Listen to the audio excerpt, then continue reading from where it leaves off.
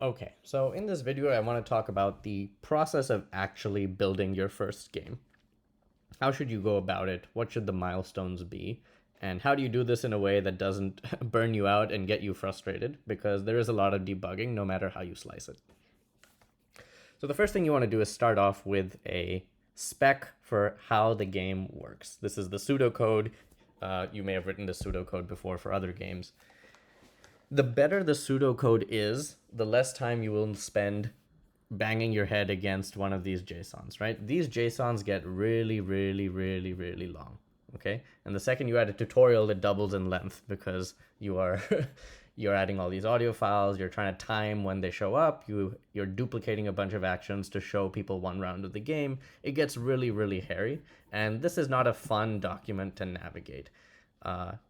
And debugging it is tough. You sort of have to really remember where you put everything, and you really have to give everything a good name so that you can quickly find the section that you need to edit or debug. So for that reason, the better the pseudocode is, the less time you'll have to spend doing that.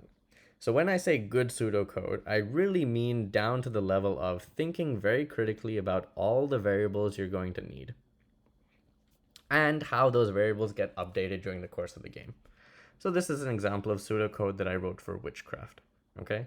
And it's very much tied to the structure of the JSON. So I'm saying, in the before loop, I have to initialize all these things. I have to create all these decks. I have to set this variable to 0. I have to set this array to 0, and so on and so forth.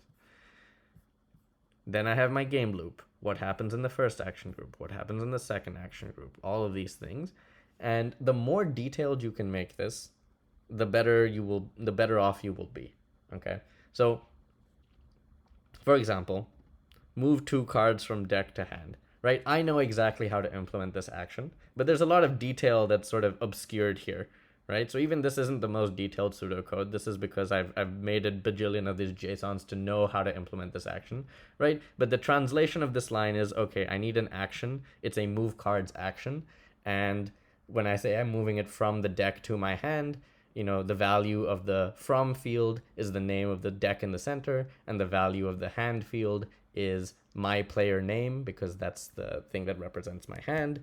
And probably this action, it doesn't need a timer, and I might have to save something in the cache, and maybe I'll have to throw an announcement showing people what got moved. There's some detail that's obscured here, and in some sense you're leaving it to the actual JSON to, when you go and put it in the JSON, then you'll resolve a bunch of the details. But shorthand is fine if you actually know how to implement that shorthand, right? But you really want to critically think about how the game will be implemented, because in writing this document well, you will learn so many things, and also it essentially creates a checklist for you.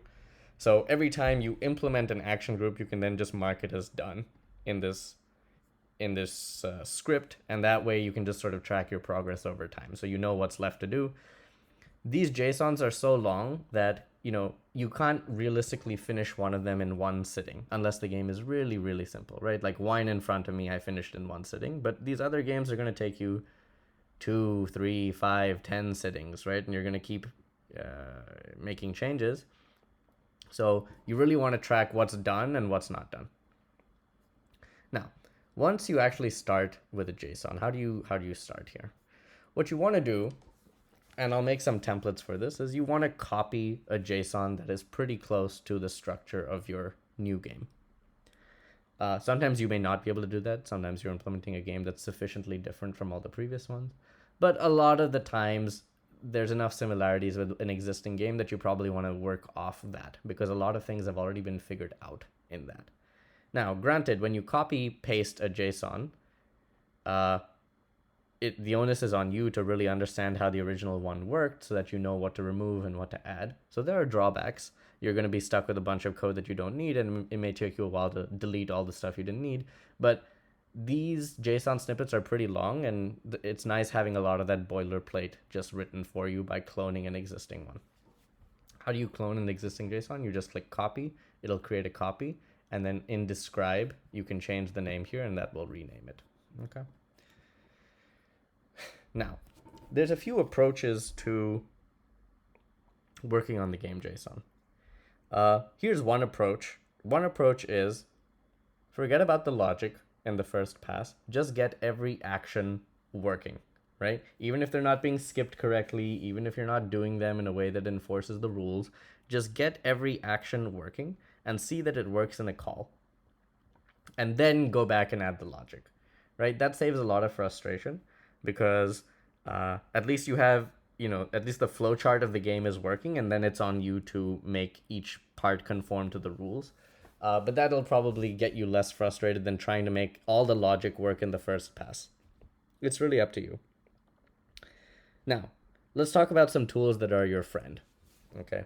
JSON Parser Online is your friend because there's going to be a bunch of times when you're in a JSON and you're typing stuff, okay? Right? You copied a JSON and now you're editing some stuff and you're changing this header to this and you're changing this number and you're doing this and you're adding quotation marks. And at some point, you try to save it and it won't work. And it's probably because you missed a curly bracket, or it's probably because you typed a single quote instead of a double quote, any number of things. And, you're tired, you're doing this in one stretch. The first advice is to try saving often and early. So don't work on a JSON for 10 minutes without saving, because you might get lost in the JSON, you'll forget something you did, and it won't, you're building up the number of errors you're writing. So save often, save early, and if you click save and it doesn't work, literally copy paste the entire JSON into JSON parser, and JSON parser will tell you have an error, and you'll scroll down and you're like, here's the error. Okay, this is not a string or a number, right? Like it's not in quotation marks, and I have an extra quotation mark here. Okay, so this is the number one debugging tool I use, JSON Parser Online. The second thing I do is I create debugging notifications. These are almost like print statements in, Python code. So I don't think I have any debugging announcements, but essentially what you want to do is you want to create an action that kind of looks like this. I can put this snippet somewhere. You're just going to do it to all players. You're going to make it really short. You're going to call it something like debugging 1. It doesn't need any text. Maybe you want text because you want to print the value of some variable, right? But we're talking an action like this. You just copy paste this action in a bunch of different places, call them different things so you know which debugging statement you're on. And when you have these debugging statements in your code, and then you run the game in the call and it fails, you can see where it failed, right? At least you'll have some idea of where in the JSON the error is. If you have these debugging statements, you can say, okay, it printed debugging statement 3, but it didn't print debugging statement 4, so the error must be between 3 and 4. Okay. So I would, use this. I'm gonna save this snippet, and I'll put it somewhere. Okay. Now, how do you actually test the game? You test the game by going into a Ludio call, adding some bots, and then playing through the game. When you play through the game and you get an error, it will throw a red toast at the bottom, trying to give a message to what the error is. Let's talk about errors in a separate video. I'll talk about some common errors you're going to encounter. But when it comes to the actual mechanics of editing the JSON, you're going to try and save. Sometimes it's not going to work because you have a syntax error. Use JSON Parser Online, and then use debugging statements to validate the logic. Okay, let's end this video here.